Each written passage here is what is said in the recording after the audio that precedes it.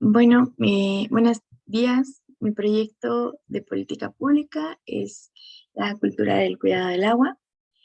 Eh, las instituciones que integré fueron la Comisión Nacional de Agua, el gobierno de la Ciudad de México con la Secretaría de Medio Ambiente igual de la Ciudad de México. Bueno, para empezar, iniciaremos hablando de los antecedentes. Con la llegada de los españoles a la Gran Tenochtitlán, hay que recordar que esta estaba cubierta por 6 lagos y en época de lluvia se formaban, juntos formaban lo que era el lago de Texcoco y funcionaban para distribuir el agua a casi 2 kilómetros cuadrados. Y en su momento para los habitantes de esa época era más que suficiente. Sin embargo, actualmente la Ciudad de México tiene más de 21 millones de habitantes, lo cual nos lo complica más y nos ha hecho, después de 500 años, llegado a enfrentar una gran escasez de agua en México, en específico en la Ciudad de México. Eh, Después, siglos después de la colonia, eh, empieza una construcción del histórico Tajo de Nochistongo, que era la primera salida de aguas, que fue ideada por Enrico Martínez en el siglo XVII. Después, en el siglo XIX, con el presidente Porfirio Díaz, se construyó el desagüe del Valle de México y la red de colectores y atarjeas.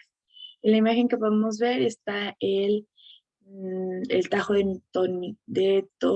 Nochistongo, perdón.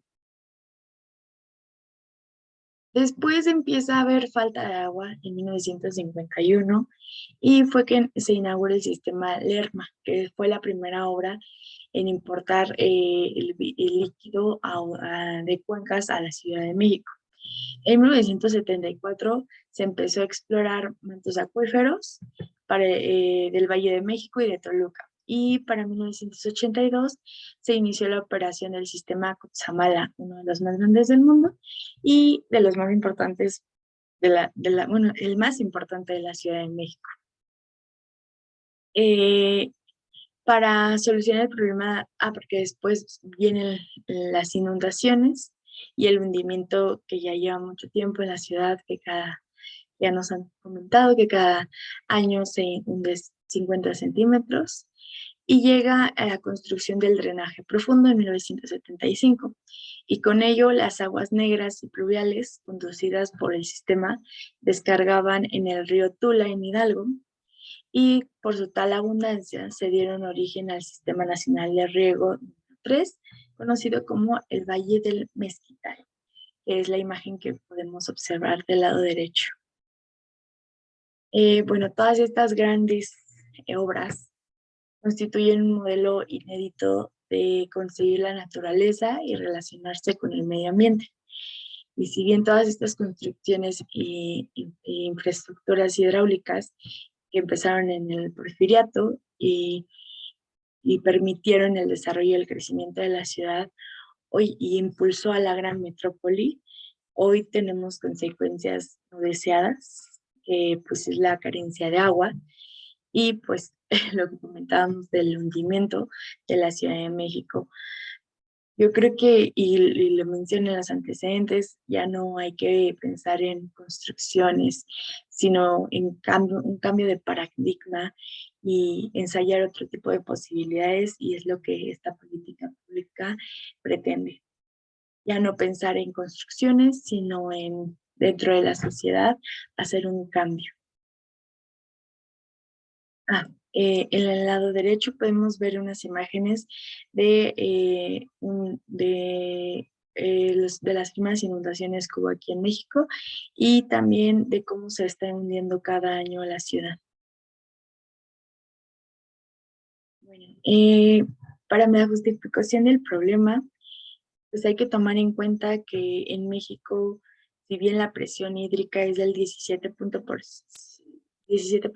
por ciento, está a un nivel moderado la presión, pero no siempre, no para el centro, norte y noreste del país es una presión alta, porque ya que por las grandes metrópolis que existen, como lo es Monterrey, la Ciudad de México, Guadalajara, se necesita más presión para poder eh, hacer que la demanda se logre la demanda de la población. Esto también ha hecho que otra de las acciones, de las, de las consecuencias es la grave sobre población que ha surgido tanto en la Ciudad de México como en las zonas metropolitanas, y además la sobreexplotación del agua subterránea, que ha provocado la sobreexplotación de acuíferos y que pronto posiblemente ya no sean lo suficiente para poder solventarnos a todos. Y otra de las situaciones es que tampoco ha llovido en los últimos tiempos. Claro, ejemplo es el de Monterrey, que en estos momentos está sufriendo por el agua. Y también es importante retomar el bien llamado o mal llamado estrés hídrico severo, que es ese aumento de la demanda de agua y que no sacia a las necesidades de las personas. Entonces, es importante tomar en cuenta el estrés hídrico en el que estamos tanto el país como la Ciudad de México. Además, en el caso de Ciudad de México, sí existen ciertas zonas donde existe agua, sin embargo, la mala calidad de ella y el hecho de que esté contaminada no nos permite poder tomarla, y la disponibilidad de agua potable suele ser más baja. Y aunque anualmente contamos con 4.028 metros cúbicos de agua por habitante, pensaríamos que es mucho, pero en realidad cuando cuando nos damos cuenta de la cantidad de agua que necesitamos para llevar una vida cómodamente, no es suficiente lo que los números nos han dicho que es lo que tenemos. Después pasamos con el marco jurídico. Iniciamos con la Constitución, con el artículo 4, párrafo 6, que nos habla de que toda persona tiene derecho al acceso, a la disposición y al saneamiento de agua para consumo personal, doméstico, de forma suficiente, salubre, aceptable y asequible. Y el Estado va a garantizar este derecho. Y bueno, eso es más o menos en general todo lo que dice. Y en el artículo 115, fracción tercera, nos habla de que los municipios se deben hacer cargo de funciones de servicios públicos, como lo es el agua potable, el drenaje, el alcantarillado, el tratamiento y disposición de las aguas residuales. Prácticamente esos son los dos más importantes que habla la Constitución.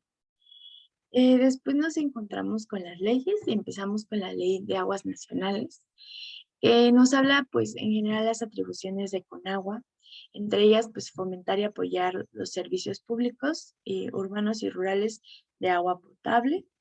Y también en el artículo 47 de esta misma ley nos habla de que el Conagua promoverá el aprovechamiento de aguas en los distintos municipios, organismos y provenientes del sistema de agua potable y alcantarillado.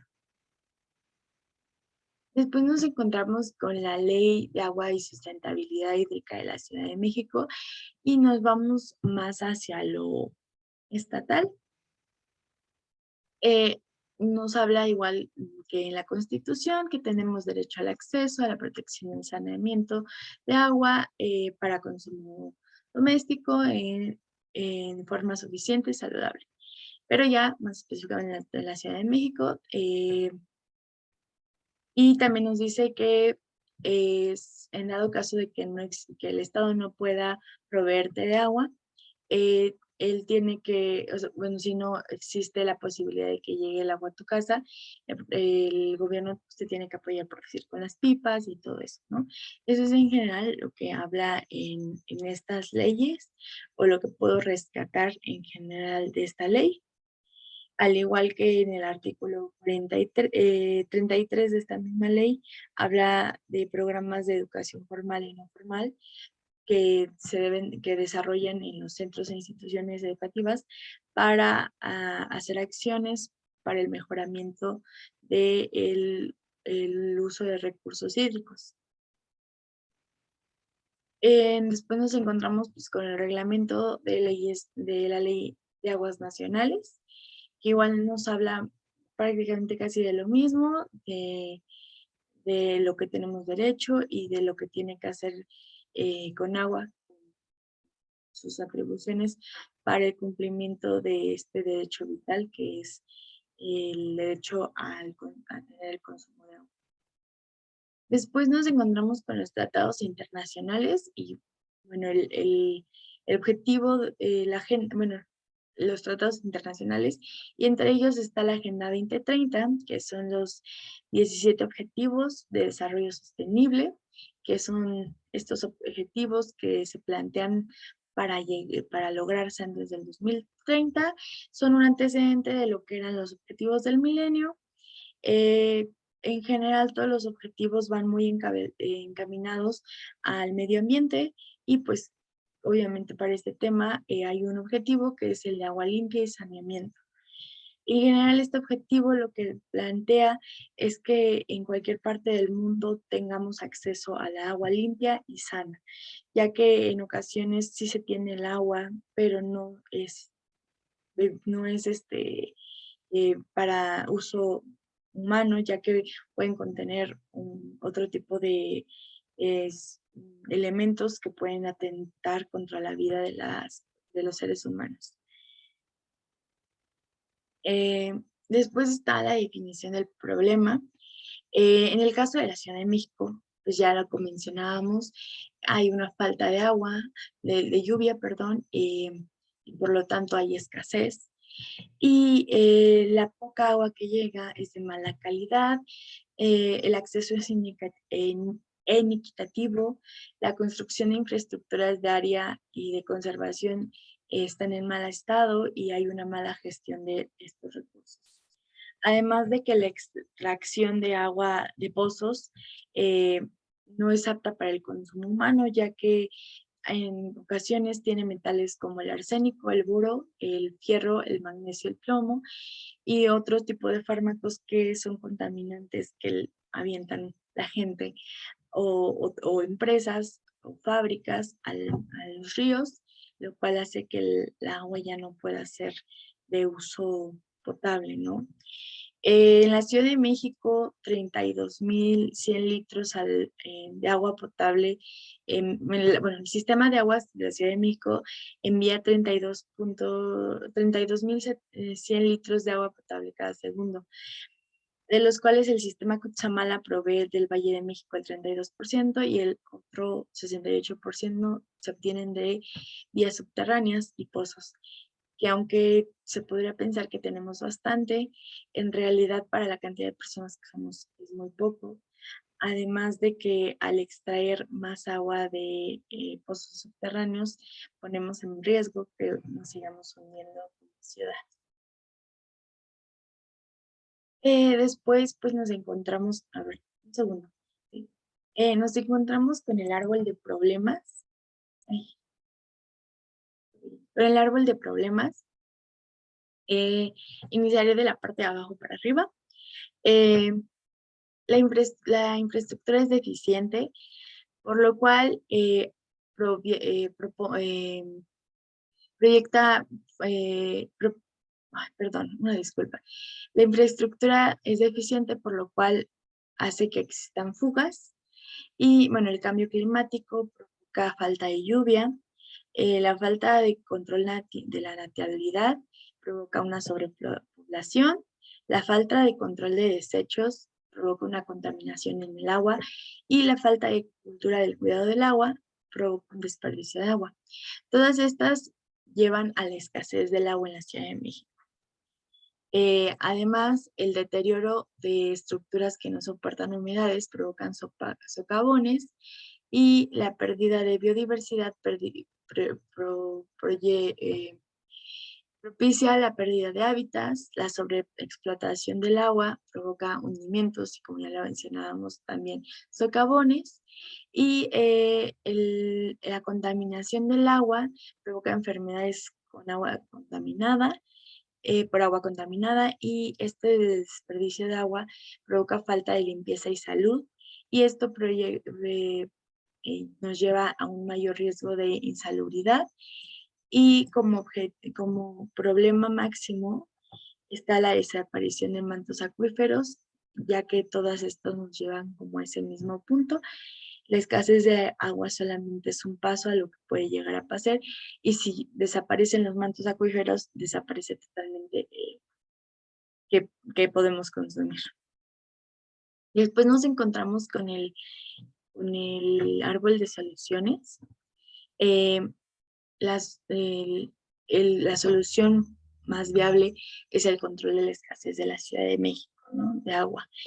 Entonces, el mejoramiento de infraestructura haría que se arreglen las fugas de agua, promover acciones contra el cambio climático, mejor control de natalidad para evitar la sobrepoblación, mayor control de desechos sin contaminantes y mejorar la cultura del cuidado del agua.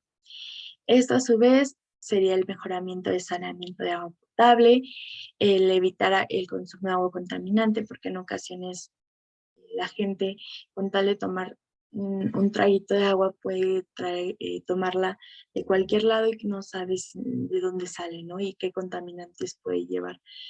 La regulación también de la explotación del agua, eh, porque esto propiciaría pues, que cualquier persona quisiera, o cualquier fábrica quisiera seguir explotando el agua de la Ciudad de México y de las zonas conurbanas. También esto provocaría una protección de la biodiversidad, un fortalecimiento de hábitats, si todo esto se llegara a controlar de la escasez de agua de la Ciudad de México. Además de poder arreglar las estructuras para evitar humedades, y todo esto nos llevaría a encontrar un equilibrio entre el agua para la demanda humana y la necesaria para mantener la sustentabilidad ambiental. Después nos encontramos con la matriz de marco lógico. Como ya vimos, el fin es que el proyecto contribuyera para concientizar a las personas del cuidado del agua. El indicador que utilizaríamos sería el índice de mejoramiento del servicio de agua. Los medios de verificación serían las encuestas de habitantes, artículos de medios de comunicación, y el supuesto que quisiéramos llegar a lograr es la conciencia absoluta del cuidado del agua. La parte del propósito, el propósito sería el impacto directo que se pretende de la disminución de escasez de agua. Los indicadores serían la medición de agua que se consume por habitante.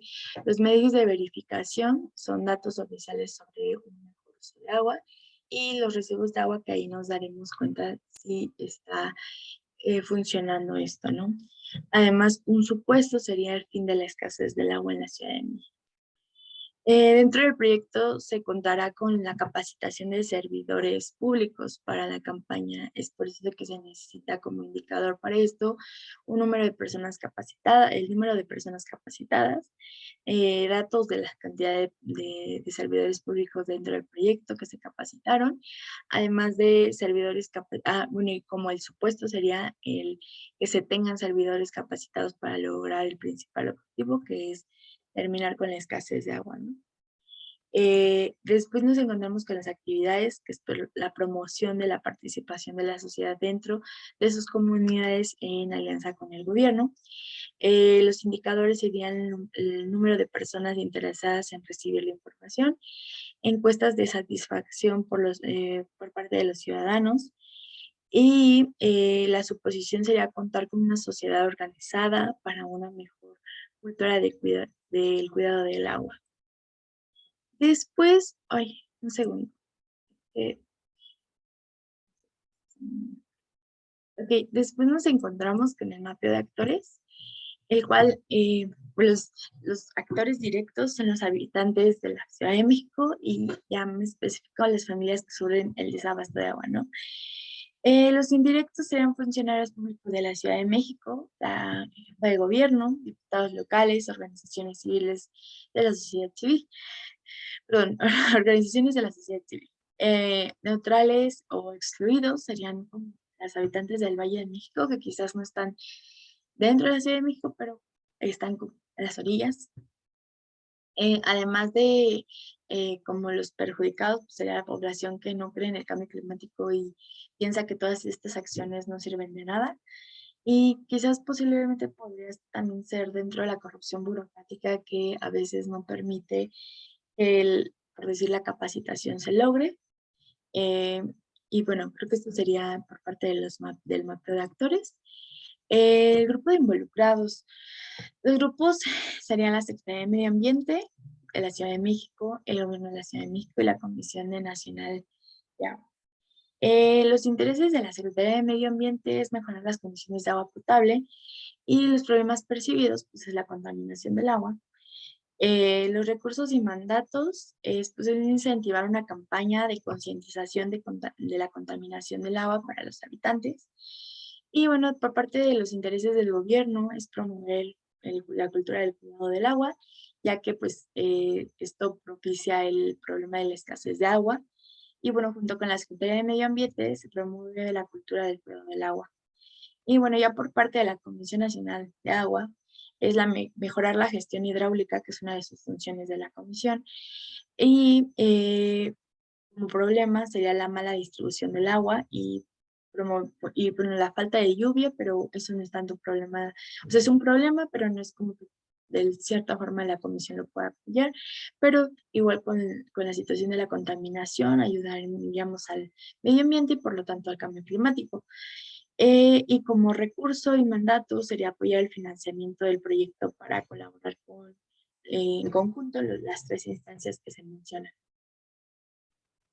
Bueno, en general, la estrategia de solución es un proyecto de política de cultura de cuidado del agua que va encaminado en promover estrategias de cuidado y de concientización que se vive en la Ciudad de México y de el futuro para las siguientes generaciones, ya que queremos que la cantidad de agua que ahorita tenemos sea mayor para las siguientes generaciones y no sufran lo mismo que estamos haciendo. Si nosotros, como la sociedad del presente, provocamos cambios y concientización para nosotros, para las futuras generaciones, esa concientización se va a nacer con ella y ya no va a ser, ya no van a tener la necesidad del gobierno de interferir, sino que la misma sociedad organizada se va a poder juntar para poder propiciar acciones para el cuidado del agua. Y para poder tener éxito es importante tomar en cuenta que esta campaña de concientización debe siempre empezar desde los hogares y en el espacio público. Como implementación, bueno, la identificación existe. ¿Para qué? ¿No? Bueno, existe una escasez que si continúa así tendrá efectos no reversibles que contaminará el ambiente y está en nosotros evitarlo. ¿Y a quién nos va a tocar? Pues a los habitantes de la ciudad, ¿no? ¿Y con qué? ¿Con qué se va a tratar de lograr? Pues con campañas de concientización, de cuidado del agua por colonias organizadas, ¿no? Que se va a hacer una colaboración entre Conagua, la Secretaría de Medio Ambiente y la Ciudad de México. Dentro de la formulación, pues ya es para qué se necesita la formulación para disminuir la escasez de agua, de lo que hablamos, los habitantes de la Ciudad de México, y quién siempre va a ser los habitantes. Y pues es necesario que de esta colaboración entre Conagua y la Secretaría de Medio Ambiente. Dentro de la ejecución ya es capacitar a los servidores públicos para que puedan apoyar con una campaña del cuidado del agua y sepan de los temas que se van a hablar. Por eso es necesario esta colaboración entre las instituciones. instituciones para que de los diferentes instituciones que estamos tratando pueda haber una colaboración en conjunto. Después de esta ejecución de la capacitación, lo que sigue pues es la ejecución y el seguimiento de la colaboración que estamos tratando de lograr, ¿no? Para la parte de evaluación, pues ya después que se brindan las campañas, es el apoyo, demostrar cómo funcionó o no funcionó el apoyo de los servidores públicos y si se logró una organización vecinal eh, o se debe fortalecer más. Como ya lo había mencionado, la implementación siempre va a ser para los habitantes. Y bueno, ¿con qué? Pues ya por último, la evaluación pues va a ser con informes de seguimiento de campañas y como herramientas de evaluación. Y por último, pues el qué va a ser el informe final, que nos brinda datos respecto a la política pública, a ver si tuvo éxito o no. Y bueno, creo que por mi parte es todo. Las fuentes son las dejo ahí. Y bueno, muchas gracias.